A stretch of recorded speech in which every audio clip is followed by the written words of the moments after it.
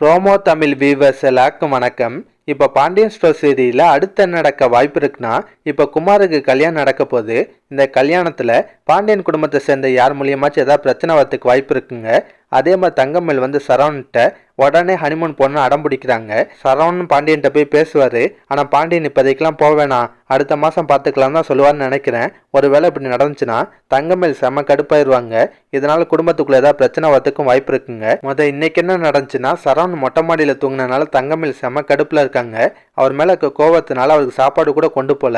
சரவணன் வீட்டுக்கு கால் பண்ணி விசாரிப்பாரு, ஏன் மயில் சாப்பாடு கொண்டு வரலன்னு கேட்குறாரு. அதுக்கு கோமதி வந்து, டே சரவணா, மயிலுக்கு இன்னும் உடம்பு சரியா இல்லை, நீ ஹோட்டலில் சாப்பிட்டுக்கோ இல்லை வீட்டுக்கு வந்து சாப்பிடுன்றாங்க. சரவணன் சரின்னு சொல்லிட்டு ஃபோனை கட் பண்ணிடுறாரு. அதோட தான் இன்னைக்கு சீரியலை முடிச்சிருந்தாங்க. இதுக்கப்புறம் என்ன நடக்கும்னா, சரவணன் வீட்டுக்கு வந்தாலும் பிரச்சனை பண்ணுன்ற முடிவோட தான் மயில் இருப்பாங்க. எப்படியா இருந்தாலும் ஏன் மயில் சாப்பாடு கொண்டாடலன்னு கேட்பாரு. அதை வச்சு ஒரு பிரச்சனையை ஆரம்பிக்கணும்னு நினைக்கிறாங்க. ஆனால் சரவணன் வந்து தங்கமேல சுத்தமாக கண்டுக்க மாட்டாரு. காய்ச்சல் தேவையில்லாமல் டிஸ்டர்ப் பண்ணக்கூடாதுன்னு சொல்லிட்டு ஒதுங்கி போயிடுறாரு. இதனால் தங்கமேலுக்கு இன்னும் கடுப்பாகுது. என்ன பண்ணுறதுன்னு தெரியாமல் ஓன்னு அழுக ஆரம்பிச்சிடறாங்க. அதை பார்த்து சரவணுக்கு ஷாக் ஆகுது. என்னாச்சு மயில், ஏன் அழுகிறேன்னு கேட்குறாரு.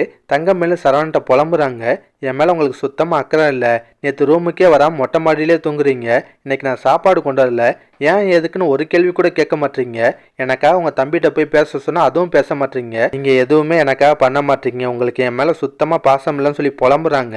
சரவணன் தங்கமேல சமாதானம் பண்ணுறதுக்கு எவ்வளோ முயற்சி பண்ணுவார். கடைசியாக சரி உன் மேலே அக்கறையை காட்ட நான் என்ன பண்ணணும்னு கேட்குறாரு. தங்கமேல இதுதான் சாக்குன்ட்டு என்னை உடனே ஹனிமூன் கூப்பிட்டு போகணும்னு சொல்லி அடம் பிடிக்கிறாங்க. சரவணன் சரி நான் அப்பாட்ட பேசுறேன்னு சொல்கிறாரு. அதுக்கப்புறம் சரவணன் பாண்டியன்ட்டையும் போய் பேசுவார்.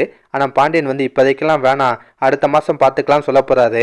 இதனால் தங்கமேல் செம கடுப்பாறாங்க. அந்த கோவத்தில் குடும்பத்தில் ஏதாவது கலாட்டா பண்ண வாய்ப்பு இருக்குது. ஆமாங்க, ஏற்கனவே சரவண்ட்டு இதுக்கப்புறம் நீங்கள் மாமாட்டெல்லாம் சம்பளத்தை கொடுக்காதீங்க, என் கையில் கொடுங்கன்னு கேட்டிருப்பாங்கல்ல, அந்த விஷயத்தை தங்கமேலே பாண்டியன்ட்ட பேசலாம். மாமா, இவர் மட்டும் ஏன் மாமா முழு சம்பளத்தை கொடுக்கணும், கதிரெலாம் மாதம் மாதம் வீட்டு செலவுக்கு தானே காசு கொடுக்குறாரு, அதே மாதிரி எங்கள் பங்கு எவ்வளோன்னு சொல்லுங்கள், அதை நாங்கள் கொடுத்துட்றோம், இனிமேல் முழு சம்பளத்தெல்லாம் கொடுக்க மாட்டோன்ற மாதிரிலாம் சொல்லலாம். இது ஏதாவது பிரச்சனையாகிறதுக்கும் வாய்ப்பு இருக்குங்க.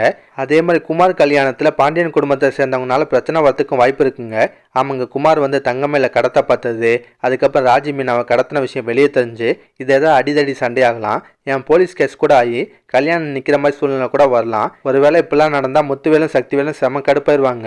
வேணுக்குனே கல்யாணத்தை நிப்பாட்டதான் பாண்டியன் குடும்பத்தை சேர்ந்தவங்க இப்படி பண்ணதான் நினைப்பாங்க. கண்டிப்பாக இந்த மாதிரி சீன்ஸ்லாம் வரதுக்கு வாய்ப்பு இருக்குங்க.